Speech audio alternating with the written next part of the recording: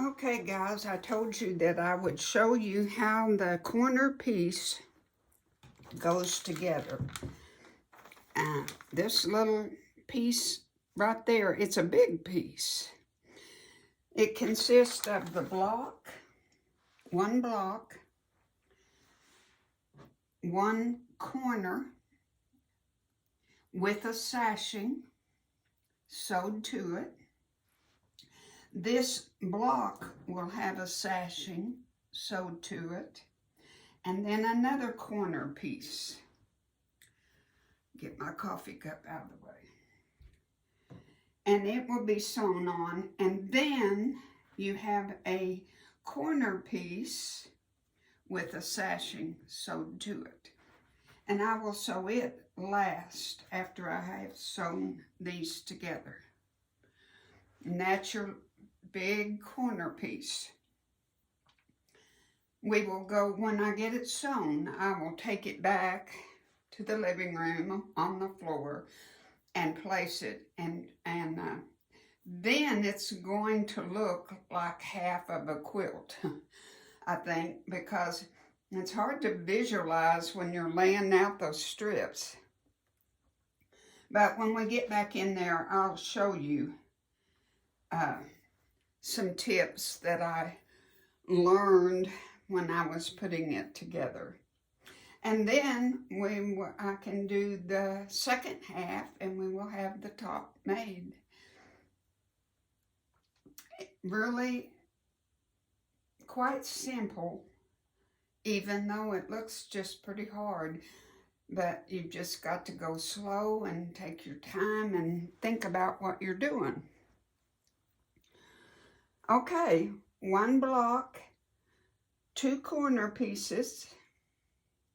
No, two half side pieces. I call them corner. These are called side pieces.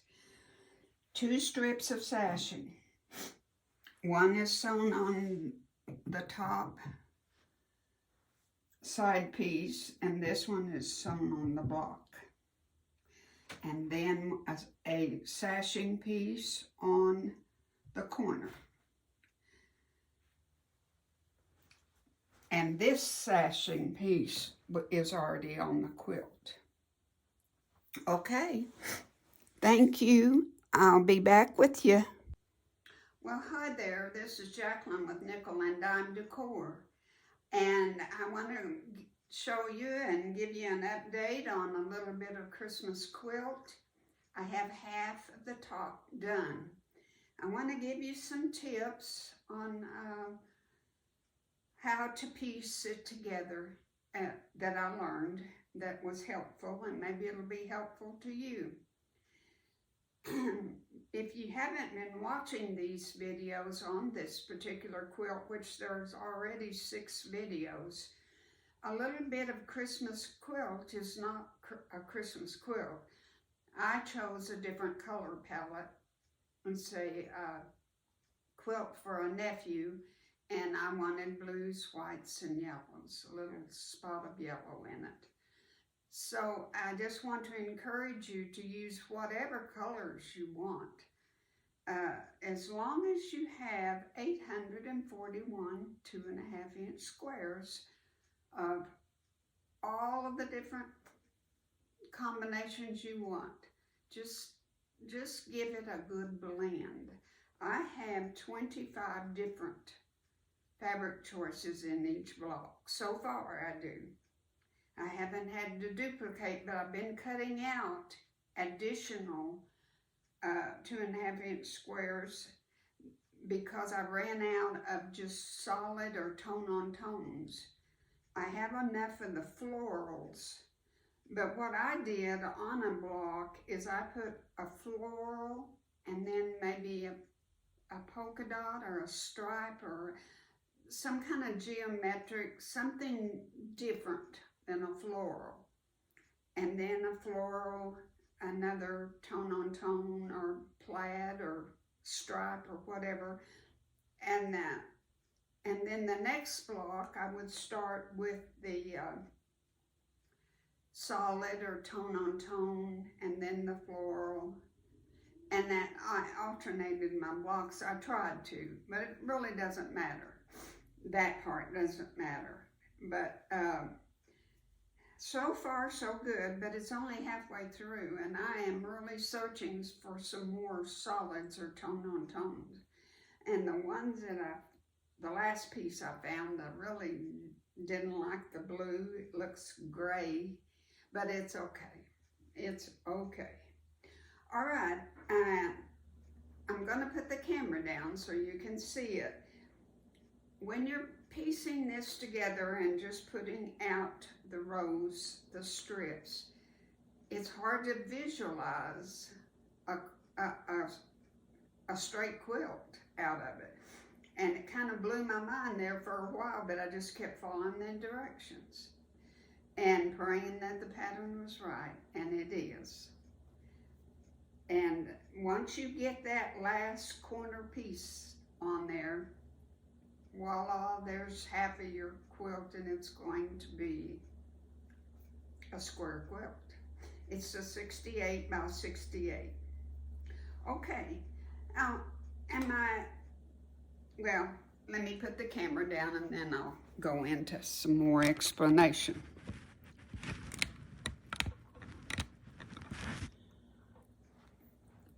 This, on this side, is the side border.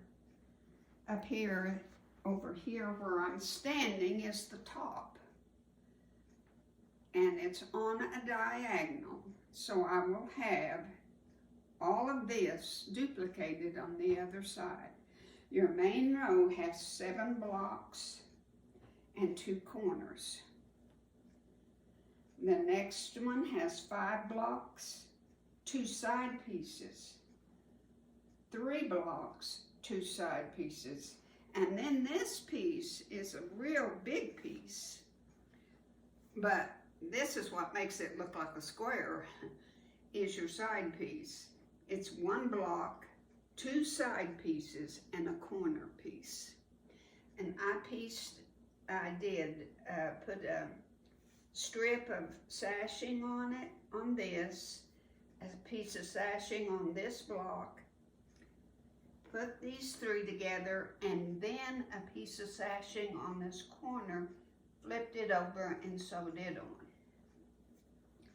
My advice to you, if you want to make this, or if you're making it, is to pin, pin, pin.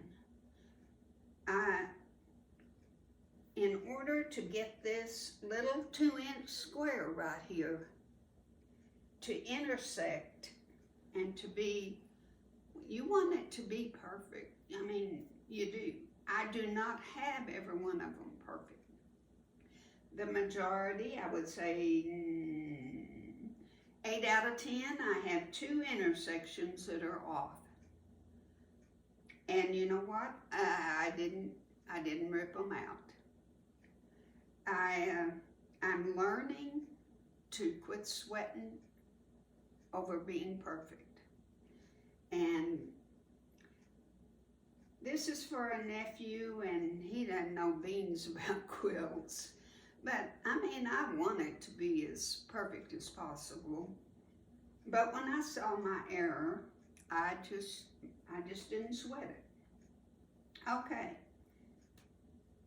When you are putting, let's just put this over like this. When you're putting this together to this strip of sashing, your last corner piece, I pinned at every intersection, at every seam. First, you start with pinning your sashing, your 2 pieces of sashing right here. It's what you match when you sew this corner piece. Match it, pin it, and then pin each and every, and you know, when you're sewing, fabric just goes everywhere. It really does. And it's hard to keep it. So I pinned at every single intersection. And then, if you will note, At the end, it's a 1/4 inch over. That's okay. That's allowing for your seam allowance over here. I cannot tell you exactly where we're going to trim,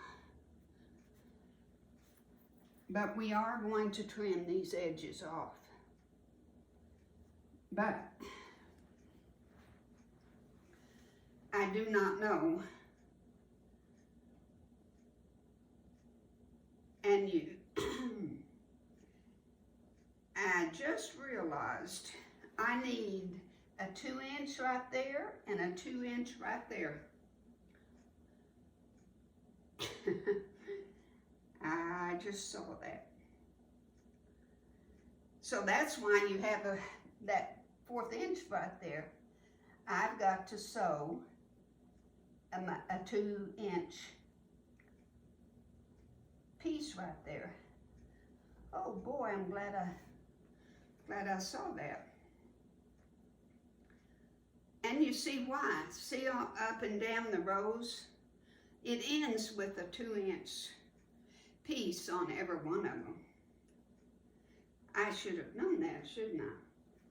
Thank goodness that our eye reveals these things to us. So that's easily fixed. I'll go back and sew my 2 inches on there. I don't remember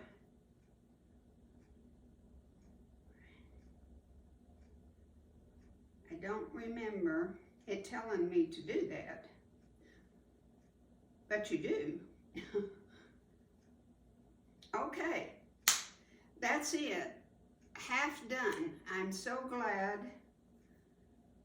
You know, when you can see it developing, it makes you really want to get after it and finish it.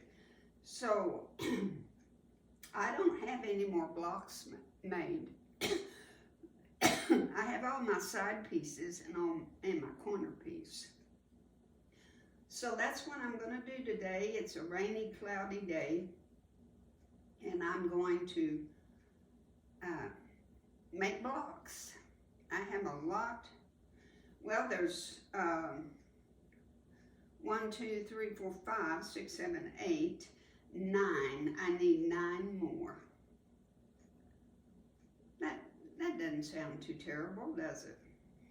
All right, guys, have a wonderful, wonderful day, and I hope that you're going to make a little bit of Christmas.